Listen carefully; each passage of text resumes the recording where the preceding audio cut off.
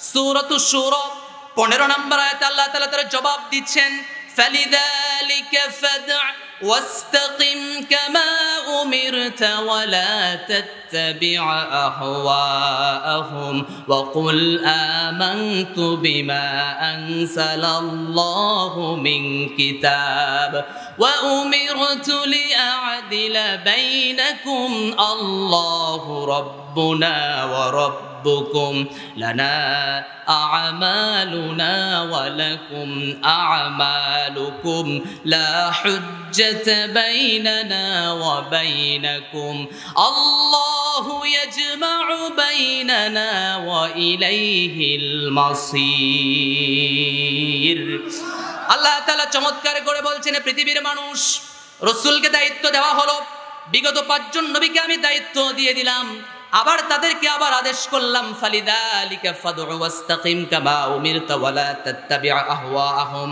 তোমাদেরকে দায়িত্ব দেওয়া হয়েছে, দায়িত্বের ব্যাপারে যেন কোনো গড়িমসি না হয়ে যায়। যদি গড়িমসি হয়ে যায়, ওয়া ইল্লাম তাফআল ফামা বাল্লাগতা রিসালাতাহু ওয়াল্লাহু ইয়াসিমুকা আনিন নাস, যদি তোমরা দায়িত্বের ক্ষেত্রে অবহেলা করে থাকো, তাহলে রিসালাতের দায়িত্ব তোমরা নবীরা পালন করো নাই।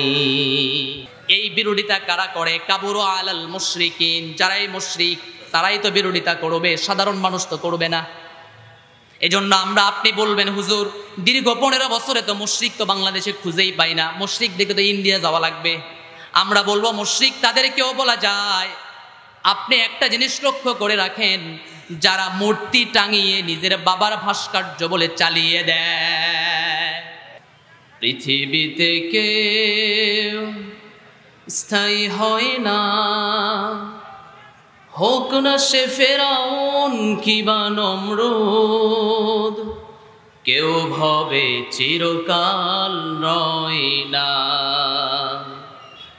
পৃথিবীতে কেউ স্থায়ী হয় না, হোক না সে ফেরাউন কিবা নমরুদ, কেউ ভবে চিরকাল রয় না। চলে যাই সব ছেড়ে যেতে হয়, মৃত্যু মানে না কোনো পরিচয়। সব রাজা মহারাজা আর মহাবীর, সব রাজা মহারাজা আর মহাবীর, কাউকে সে অবকাশ দেয় না। পৃথিবীতে কেউ স্থায়ী হয় না, হোক না সে ফেরাউন কিবা নমরুদ, কেউ ভবে চিরকাল রয় না। এই সেই পিরামিড দাঁড়িয়ে আকাশের দিকে মাথা বাড়িয়ে, ইতিহাস হয়ে আছে চিরকাল, ইতিহাস হয়ে আছে চিরকাল, কেউ যেন ফেরাউন হয় না। ঠিক কিনা? পৃথিবীতে কেউ স্থায়ী হয় না, হোক না সে ফেরাউন কিবা নমরুদ, কেউ ভবে চিরকাল রয় না, কেউ ভবে চিরকাল রয় না। আলহামদুলিল্লাহ, ঐতিহ্যবাহী দিনী মাহফিলের আজকের মাহফিলের সম্মানিত সভাপতি, হাজারো আলেমের উস্তাজ মাওলানা মুহাম্মদ সাইদুর রহমান সাহেব, আল্লাহুম্মা ফাক্কিহহু ফিদ্দীন, জুড়ে বলি আমিন। আজকের মাহফিলের প্রধান অতিথি, আমাদের সকলের শ্রদ্ধাভাজন এবং সেবা দিয়ে মানুষকে যিনি ধন্য করেছেন, এলাকার কৃতি সন্তান ডাক্তার ABM মীর মুবিনুল ইসলাম, আল্লাহুম্মা ফাক্কিহহু ফিদ্দীন, জুড়ে বলে আমিন। অধীর আগ্রহে আপনারা বসে আছেন, আমার পূর্বে মুখতাসার কিছু কথা আপনাদেরকে শুনিয়ে ধন্য করেছেন। আমাদের অহংকার, আমাদের সেরে তাজ, বোম্বে ইউনিয়নের একটা উজ্জ্বল নক্ষত্র। আমরা মোহতারাম মাওলানা মীর ওবায়দুর রহমান সাহেব হুজুরের জন্য দোয়া করছি, আল্লাহ তাআলা হুজুরের ছায়াকে আমাদের জন্য দীর্ঘায়ু করুক। আরও জোরে বলি আমিন। সর্বপ্রথমে আল্লাহ সুবহানাহু ওয়া তাআলার দরবারে আমরা শুকরিয়া জ্ঞাপন করছি যে আল্লাহ তাআলা আমাদেরকে দলমত নির্বিশেষে কোরআনের একটি সুন্দর মাজলিসে আসার মতো সুযোগ করে দিয়েছেন। আমরা আল্লাহর দেওয়া কণ্ঠে আমরা বলছি আলহামদুলিল্লাহ। দরুদ আর সালাম বর্ষিত হোক সাইয়্যিদুনা নবিয়ুনা হাবিবুনা মুহাম্মদ সাল্লাল্লাহু আলাইহি ওয়াসাল্লামের প্রতি। সম্মানিত প্রিয় দিনী ভাইরা, সবাই কেমন আছেন? আর একটু জোরে বলেন, কেমন আছেন? সবাই ভালো আছেন? কেউ কিন্তু জিজ্ঞেস করেন না আপনি কেমন আছেন। আচ্ছা, সম্মানিত প্রিয় ভাইরা, আপনারা অনেকে জানেন, অনেকে হয়তো জানেন না, আমি এলাকার সন্তান। কিন্তু একটা হয়ে গিয়েছে কি, আমি দুটানার ভিতরে ছিলাম, এজন্য একটু উঠতে লেট হয়ে গিয়েছে। যদিও আমার প্রতি আপনাদের অনেকের ক্ষোভ, অনেকের কথা, আমি বটতলী থেকে আসার পর মিনিমাম না হলেও এখানে 50টা ফোন রিসিভ করছি। যদিও অনেকের একটু মন খারাপ আছে, এটা মন খারাপ থাকা স্বাভাবিক। আমি বলছি না যে মন খারাপ থাকবে না, এটা বিষয় না। তবে আমি আপনাদের মেহমানকে নেওয়ার জন্যই গিয়েছি, কারণ আমি যদি ওখানে রিসিভ না করি, কারোর সাথে যোগাযোগ নেই, সেক্ষেত্রে আমি যদি বারবার যোগাযোগ করে ওনাকে আমাকে নিয়ে আসতে হচ্ছে। এটা তো সাধারণ কোনো আলোচকও নয় যে বললেন চলে আসলো, এমনও তো নয়। বারবার ফোন দিয়ে তিনাকে যোগাযোগ রেখে তো আসতে হয়, ঠিক না? ভাড়াপোনা আমার উপর দায়িত্ব দিয়ে রেখেছেন, তাহলে অবশ্যই আমার চাইতে তার জিম্মাদারিটা এখানে আমার বেশি মনে হয়। এজন্যই আমি একটা দায়িত্ব মনে করে আমি নিজে গিয়েছিলাম। সম্মানিত প্রিয় ভাইরা, আমরা স্বল্প কিছুক্ষণ কথা শুনবো, তবে তার আগে আমরা আপনাদের কাছে যতটুকু আলোচনা আমরা শুনেছি দীর্ঘক্ষণ থেকে, আমার জানা মতে এখানে আলোচনা করার মতো আমার যোগ্যতা তেমন নেই, কারণ সব ওস্তাদরা এখানে বসে আছেন। তারপরেও আল্লাহর মেহেরবাণীতে যতটুকু কথা আপনাদের সামনে বলবো, আপনারা দোয়া করবেন তো ইনশাআল্লাহ। আরও জোরে বলি ইনশাআল্লাহ। সম্মানিত প্রিয় ভাইরা, যেহেতু আমরা এখন স্বাধীন বাংলাদেশে বসবাস করছি, এতে কোনো সন্দেহ আছে?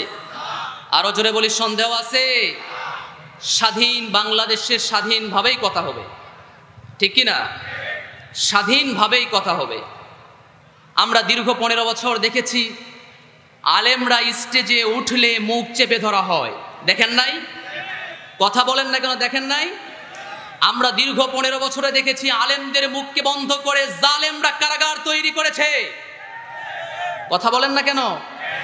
এখনো কি ভয় পেয়ে যাচ্ছেন? সুদিন কি আমাদের আসে নাই? কথা বলেন না কেন, আসে নাই?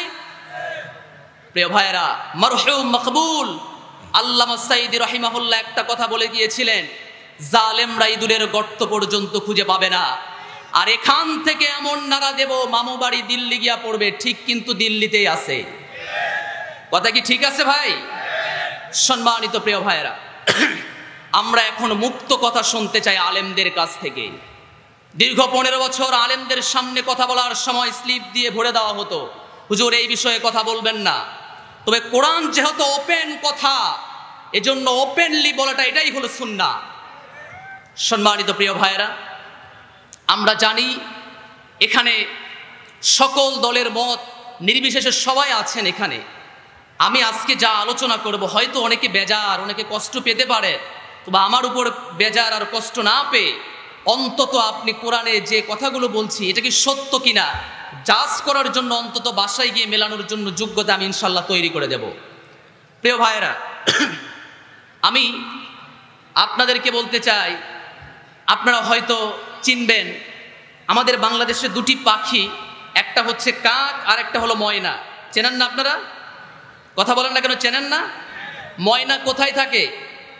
বলেন না কোথায় থাকে? খাঁচায় থাকে। অপর দিকে ময়না খাঁচায় থাকে, কাক কোথায় থাকে?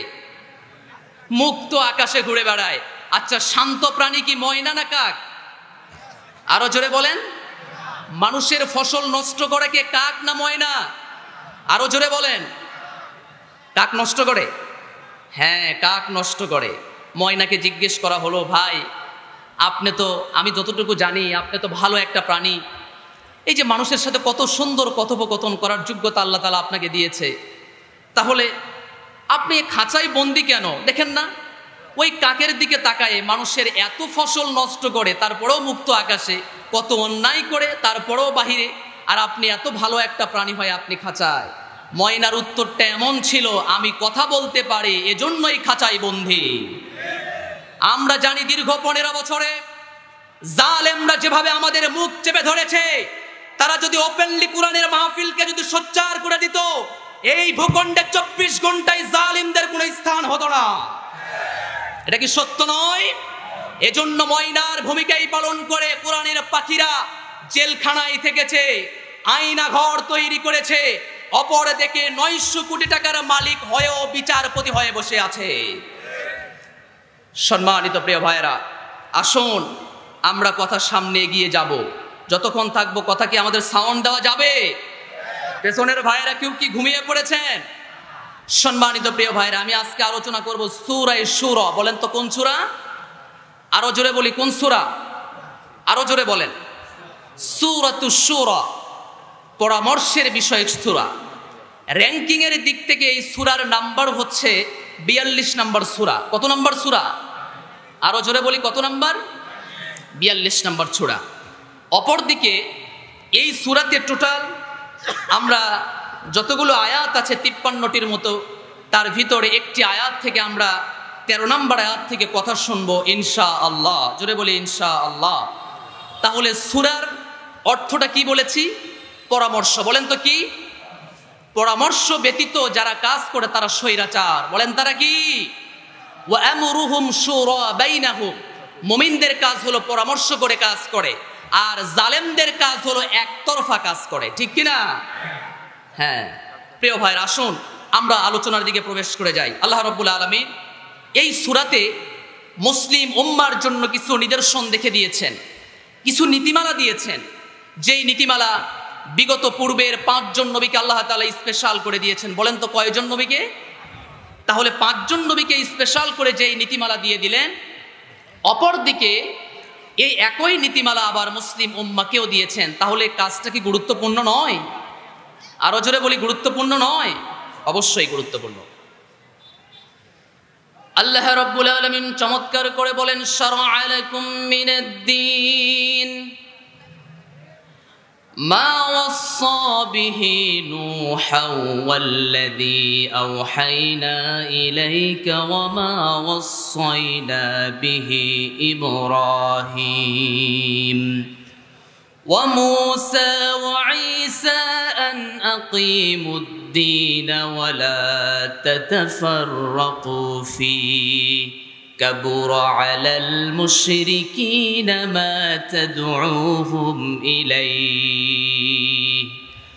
আল্লাহ বলে শারআ লাকুম মিনাদ-দীন, আমি তোমাদের জন্য এই দিনকে নির্ধারণ করে দিয়েছি, বিবেচনা করে দিয়েছি, তোমাদের জন্য ধার্য করে দিয়েছি এমন একটি বিধান।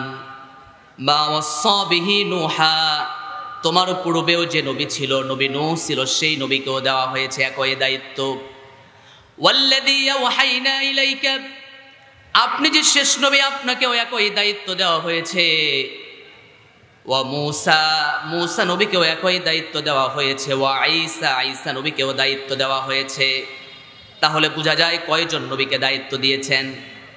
আরো জোরে বলি, কয়জন? 5 জন নবীকে আল্লাহ দায়িত্ব দিলেন।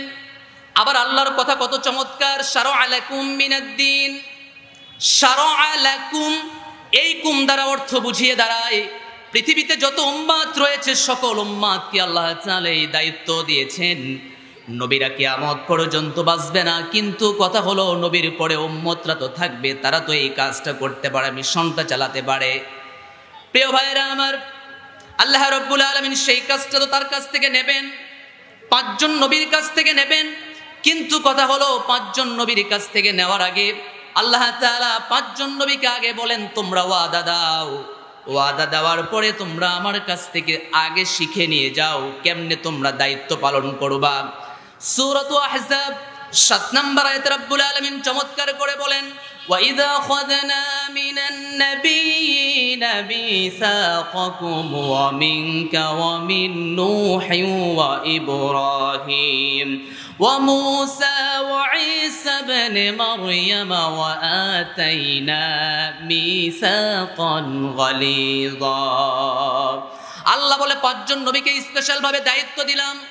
শুধু তাই নয়, এই ৫ জন নবীকে দায়িত্ব দেওয়ার পাশাপাশি এই ৫ জন নবীর কাছ থেকে আমি ওয়াদা পর্যন্ত নিয়েছি। ও আমার উম্মতেরা, তোমাদের কাছ থেকে একই দায়িত্বের ওয়াদা নিতে চাই। সুতরাং কথা হলো, তোমাদেরকে যে দায়িত্ব দেওয়া হয়েছে সেই দায়িত্বের বিষয়ে কোনো কার্পণ্য করা যাবে না। সূরাতুশ শূরা ১৫ নম্বর আয়াতে আল্লাহ তাআলা তার জবাব দিচ্ছেন, ফালিযালিকা ফাদ'আ واستقم كما أمرت ولا تتبع أهواءهم وقل آمنت بما أنزل الله من كتاب وأمرت لأعدل بينكم الله ربنا وربكم لنا أعمالنا ولكم أعمالكم لا حجة بيننا وبينكم الله يجمع بيننا وإليه المصير।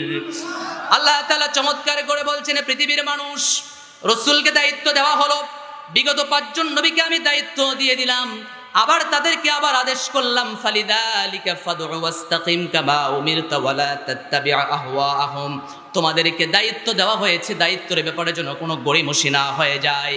যদি গড়িমসি হয়ে যায়, ওয়া ইল্লাম তাফআল ফামা বাল্লাগতা রিসালাতাহু ওয়াল্লাহু ইয়াসিমুকা আনিন নাস, যদি তোমরা দায়িত্বের ক্ষেত্রে অবহেলা করে থাকো তাহলে রিসালাতের দায়িত্ব তোমরা নবীরা পালন করো নাই। কথা কি বুঝা পারতেছেন? তাহলে প্রথম কথা হলো, আল্লাহ তাআলা ৫ জন নবীকে আল্লাহ দায়িত্ব দিলেন, ওই দায়িত্ব উম্মতকেও দিয়ে দিলেন। তাহলে নবীকে দায়িত্ব দেওয়ার পাশাপাশি কাদেরকে দিয়েছেন? আরো জোরে বলেন। সামনের ভাইরা চুপ থাকেন, পেছনের ভাইরা বলেন। আর একটু জোরে বলেন দেখি, কাকে দিয়েছেন? খুব বেজার হয়ে গেছেন, আরো জোরে বলেন দেখি, তাকবীর দেন দেখি। লিল্লাহে তাকবীর, লিল্লাহে তাকবীর। তাকবীরের আওয়াজ আছে, কথার আওয়াজ নাই, কেমন দেখায়? সম্মানিত প্রিয় ভাইরা, আমি বললাম কয়জন নবীকে দিয়েছেন? আরো জোরে বলি, কয়জন? যেই নবীকে দায়িত্ব দেওয়া হয়েছে সকল নবী ছিলেন দায়িত্বপ্রাপ্ত একজন মানুষ, তারপরেও তাদের কাছ থেকে প্রতিশ্রুতি নেওয়া হয়েছে। তাহলে বোঝা যায় সাধারণ কোনো বিষয় নয়, এই বিষয়টা অনেক গুরুত্বপূর্ণ বিষয়। কারণ আমি একজনকে বলছি, ভাই আপনি আমার বাসায় আসবেন, কিন্তু মানুষটা বলছে ঠিক আছে যাব, কিন্তু আমি যখন আবার বারবার তাগিদ করে বলছি, ওয়াদা দিয়ে বলেন আপনি আসবেন নাকি, তাহলে কাজের গুরুত্বটা বাড়ছে না কমছে? আরো জোরে বলি, বাড়ছে না কমছে? একটু আওয়াজ দিয়ে সবাই বলেন, নবীরা কি মিথ্যা কথা বলে? নবীরা কি কাজে ফাঁকি দেয়? তাহলে নবীদের কাছ থেকে ওয়াদা নেওয়ার কারণটা কি? নবীদের কাছ থেকে ওয়াদা নেওয়ার কারণটা একটাই, হে রাসূল আপনার পরবর্তী উম্মতরাও যেন গড়িমসি না করে। ফালিযালিকা ফাদ'উ ওয়াস্তাকিম কামা উমিরতা ওয়ালা তাত্তাবি' আহওয়াআহুম, তারা যেন কার্পণ্য না করে, গড়িমসি না করে, জালিমদের ভয়ে যেন মুখটাকে চুপটি মেরে বসে না থাকে, হকের কথাগুলো মানুষের সামনে যেন ওপেন ভাবে বলতে পারে। জোরে বলি সুবহানাল্লাহ। আমরা এখন জানতে চাই, আল্লাহ কি এমন বিধান দিয়ে দিলেন যেই বিধানটা সবার জন্য? রাব্বুল আলামিন চমৎকার করে বলছেন, আকিমুদ্দিন ওয়ালা তাতাফাররাকু ফি কাবুরা আলাল মুশরিকিনা মা তাদউহুম ইলাইহি। আল্লাহ বলে আন আকিমুদ্দিন, জমিন যার, বলেন আইন চলবে কার? আরো জোরে বলি, জমিন যার আইন চলবে কার? আন আকিমুদ্দিন, তোমরা দিন কায়েম করবে। আল্লাহ বল, আমরা বললাম আল্লাহ আমরা দিন কায়েম বুঝি না। আল্লাহ বলে সূরা ইমরানের দিকে তাকাও। আমি এই আয়াতের ব্যাখ্যা আবার সূরা ইমরানের দিকে আমি তাকায়া বলছি। সূরাতু আলে ইমরান 19 নম্বর আয়াত। আমরা বললাম দিন কায়েম কি? আল্লাহ রাব্বুল আলামিন তার দলিল দিচ্ছেন, ইন্নাদ-দীন ইনদাল্লাহি দিনিল্লাহিল ইসলাম। দিন কায়েমটা হলো, দিন কায়েম করা মানে হলো পৃথিবীর বুকে ইসলামটাই কায়েম করা। জোরে বলি সুবহানাল্লাহ। তাহলে দিন কায়েম মানে কি? জোরে বলেন না কেন? দিন কায়েম মানে ইসলাম কায়েম করা। বলেন তো কি কায়েম করা? ইসলাম কায়েম করা। আমরা বিগত 15 বছরে দেখেছি ইসলাম কায়েম ছিল। আরো জোরে বলেন। তাহলে পরিমণি কেমনে বের হয়? আমরা দেখেছি বিগত 15 বছরে দিন কায়েম ছিল না। 50টি বছর কোরআনের তাফসীর করে তারপরেও জেল খাটতে হয়। আমরা তাকিয়ে দেখেছি দিন কায়েম ছিল না, তার কারণে কাকেরা বাহিরে ঘুরে বেড়ায়, ময়না পাখিরা খাঁচায় বন্দি থাকে। ঠিক কিনা? আমার প্রিয় ভাইরা, আসুন তাহলে আন আকিমুদ্দিন, দিনকে কায়েম করতে হবে। দিন কায়েম মানে ইসলাম কায়েম। যেখানে কায়েম নাই, কায়েমের প্রচেষ্টা চালাতে হবে।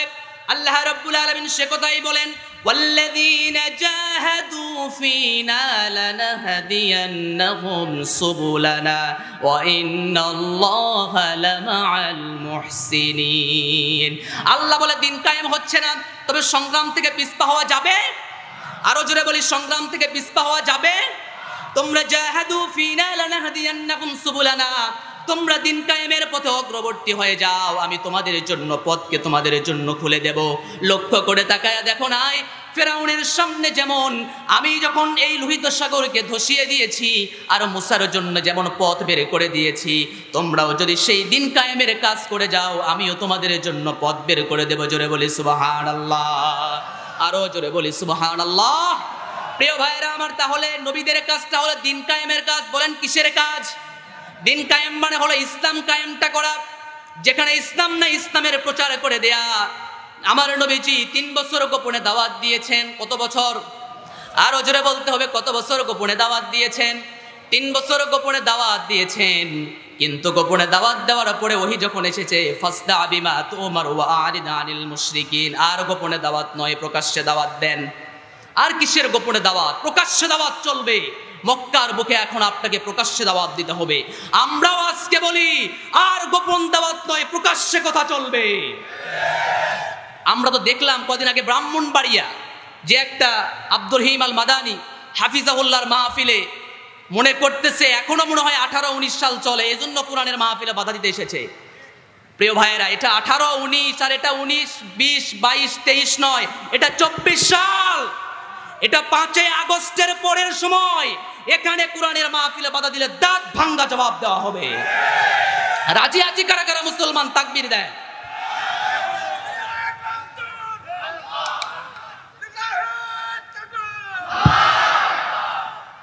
এই সাউন্ড ভাই, যুবক কি আছেন? দেন দিকে তাকবীর দেন দেখি। ধারকি বাসে একটা যুবক তাকবীর দেন।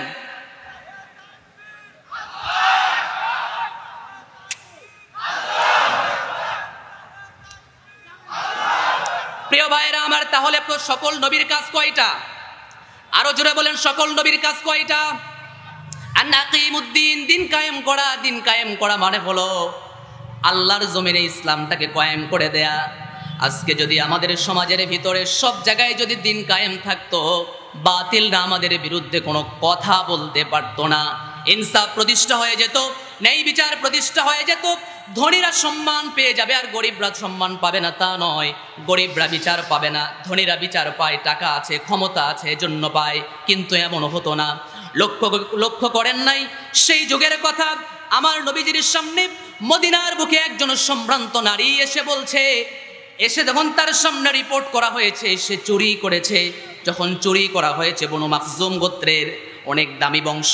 কথা হলো দামি বংশের মহিলা আল্লাহ রাসূল বিচার করবেন, কিন্তু আল্লাহ রাসূল বিচার করার আগে সাহাবীদের ভিতরে একটু কথা চলছিল, কেমনে বিচার করবে? দামি একটা বংশের মহিলা, কিন্তু কথা হলো এখন পরিপূর্ণ কথা, চোর যদি চুরি করে ফেলে কি করে দিতে হয়? আরো জোরে বলেন, কি করতে হয়? আস-সারিকু ওয়াস-সারিকাতু ফাকতাউ আইদিয়াহুমা জাযাআন বিমা কাসাবা নাকালাম মিনাল্লাহ। চোর চুরি করলে হাত কেটে দাও। এখন কথা হলো, চোর যদি চুরি করলে হাত কেটে দেওয়ার বিধান থাকতো, সালমান এফ রহমান বাঁচত না। কথা বলেন না কেন? দরবেশ সব জায়গায় চলে না। ওটা যদি ইসলামের ভাবে ভালোবেসে যদি দাঁড়িয়ে রাখেন তাহলে ইসলাম মানার কারণে সব জায়গায় দাঁড়িয়ে রাখতে হবে।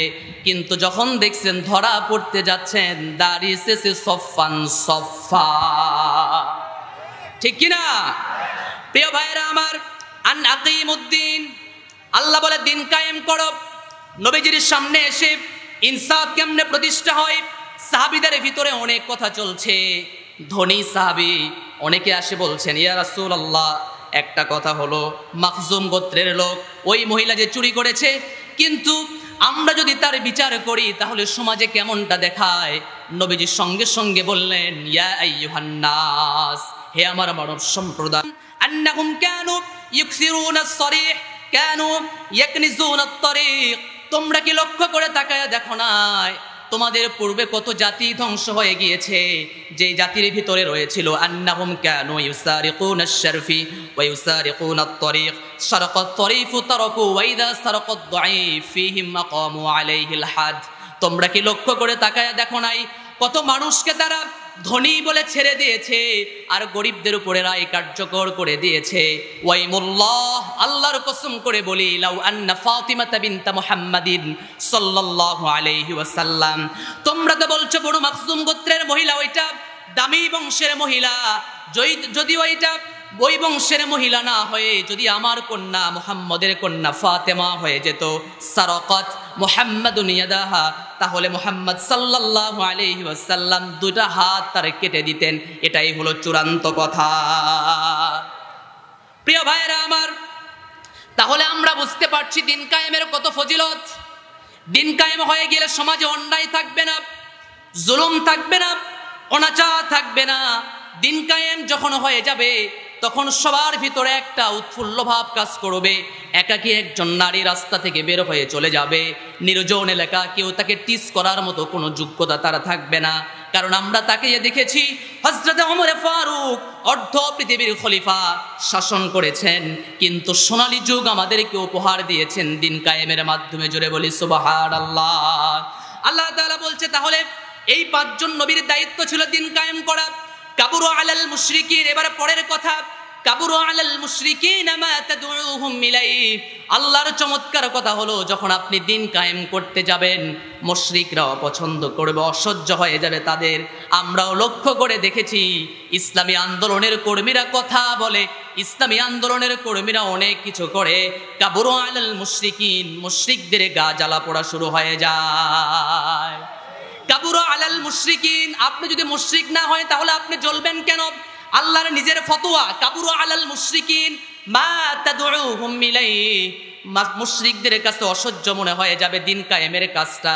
কারণ তারা জানে দিন কায়েম যদি আমাদের ভূমিতে হয়ে যায়, নারী নিয়ে 5 স্টারে আমরা যেতে পারবো না, একাধিক আমরা স্ত্রী ব্যবহার করতে পারবো।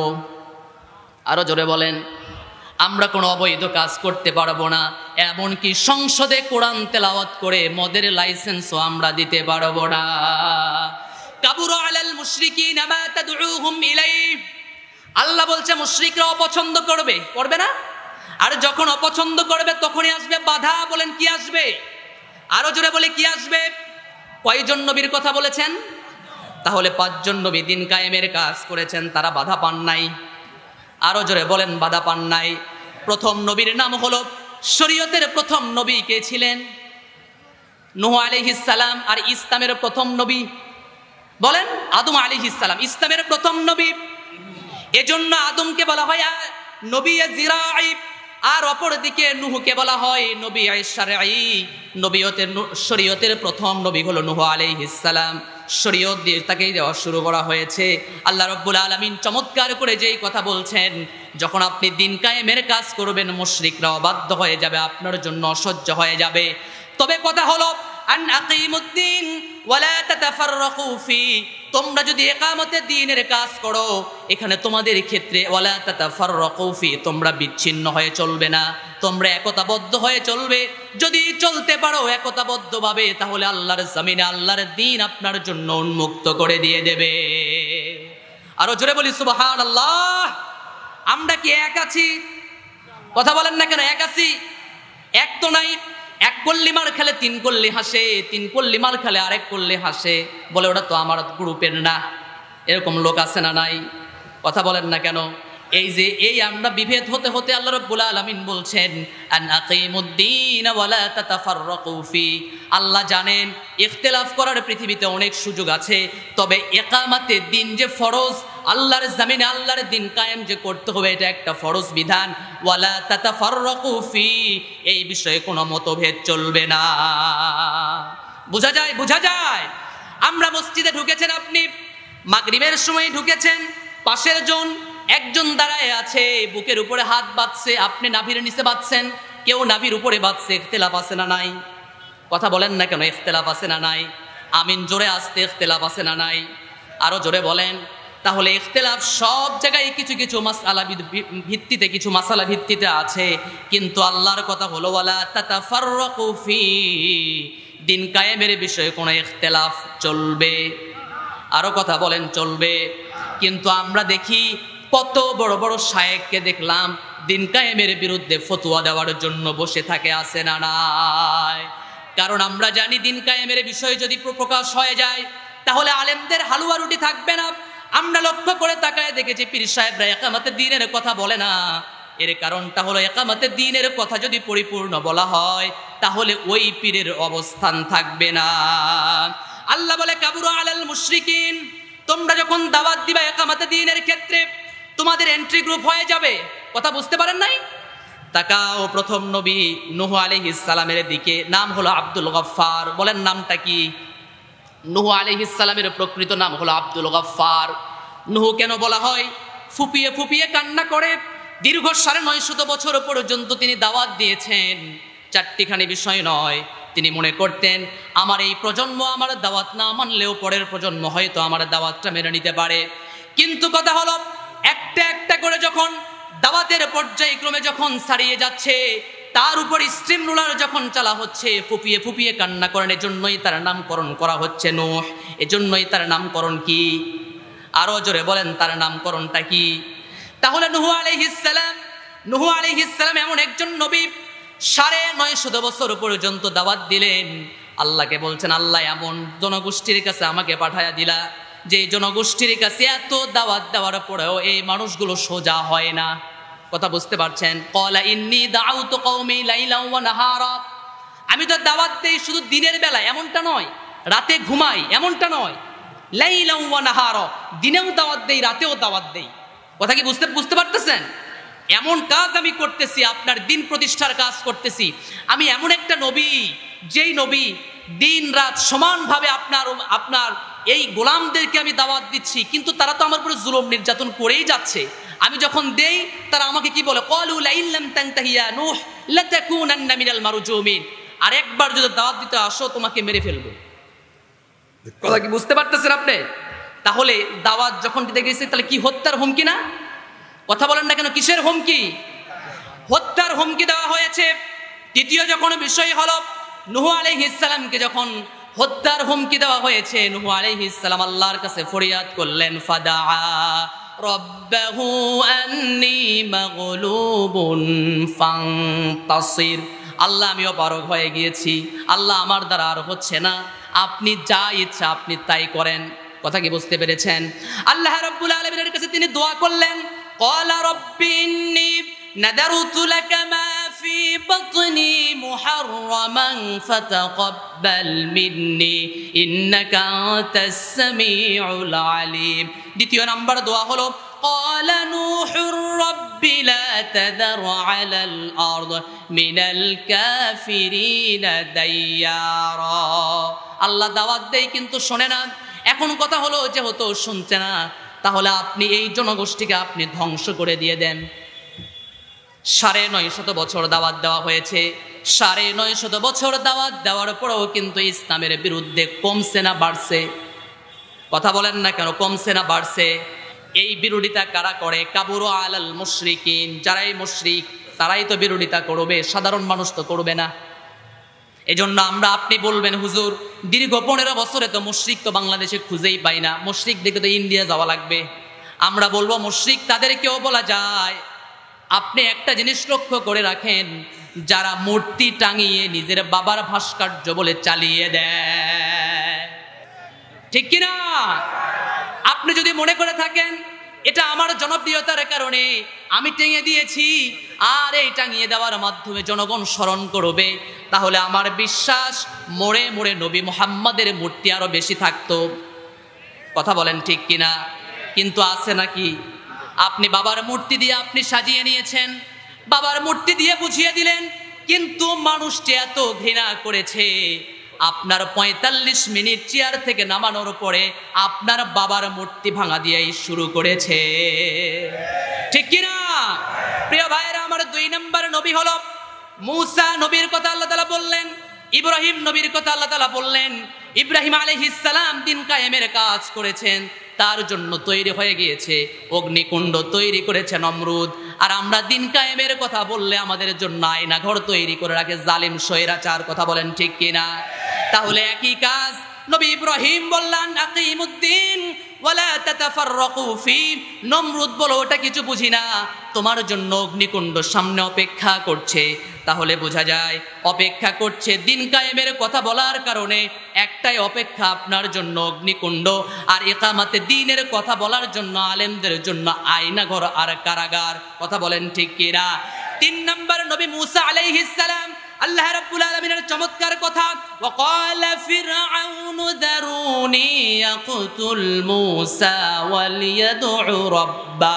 আল্লাহ বলে আমি যখন মূসা আলাইহিস সালামকে বললাম দিন কায়েমের কাজ তোমাকেও করতে হবে, আমি যখন মূসাকে পাঠিয়ে দিলাম যাও ইযহাব ইলা ফিরআউনা ইন্নাহু তাগা ফাকুল হাল লাকা ইলা আন তাযাক্কা ওয়া আহদিয়াকা ইলা রাব্বিকা ফাতাখশা।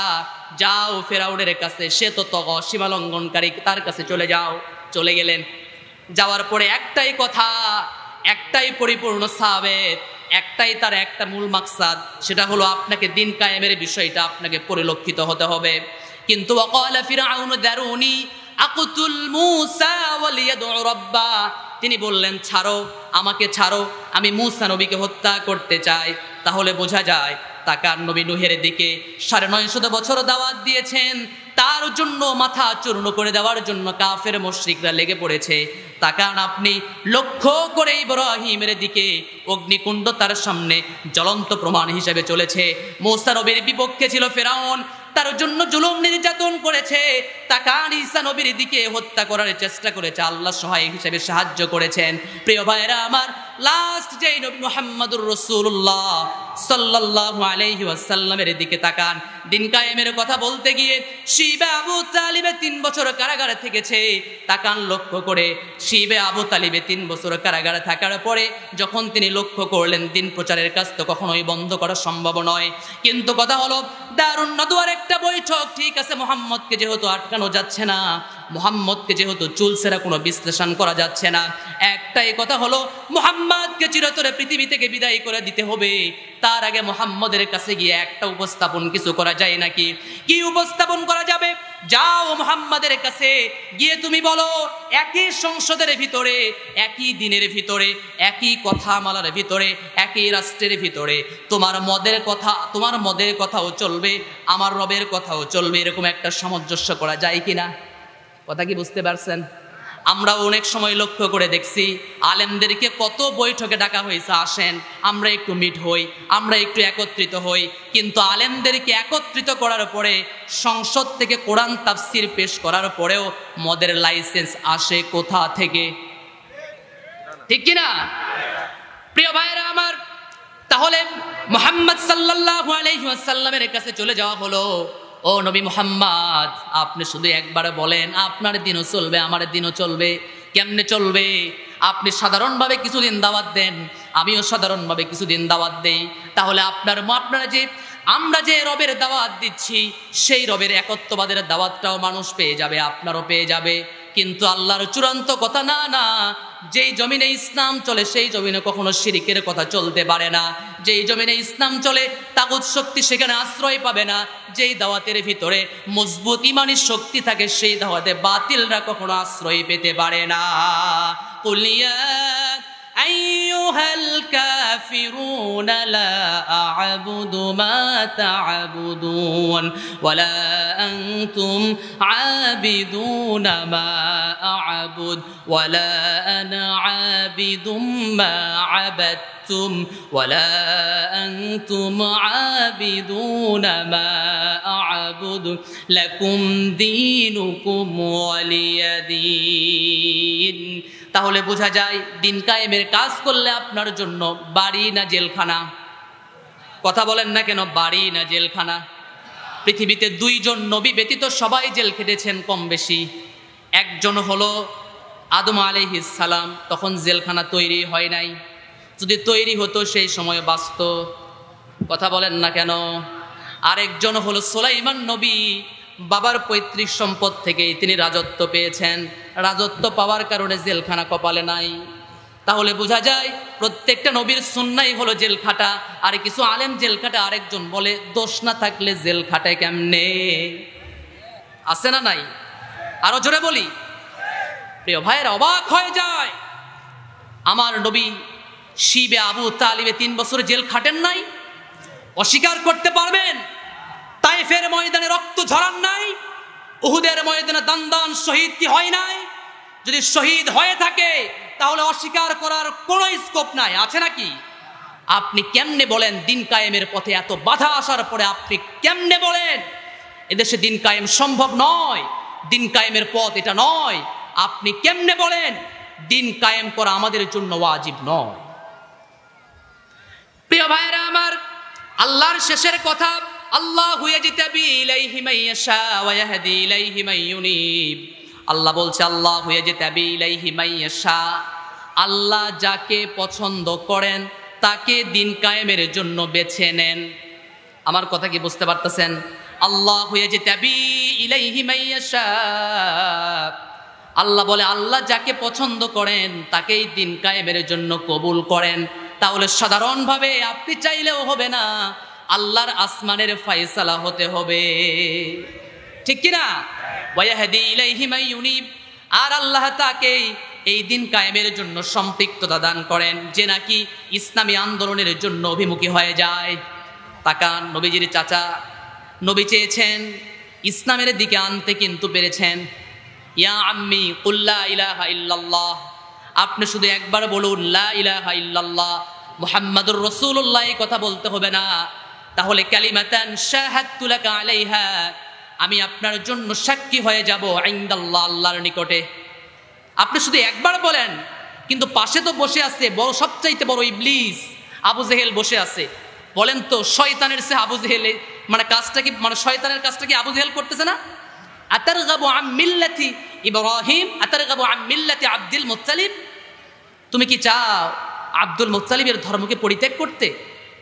কেমনে সম্ভব?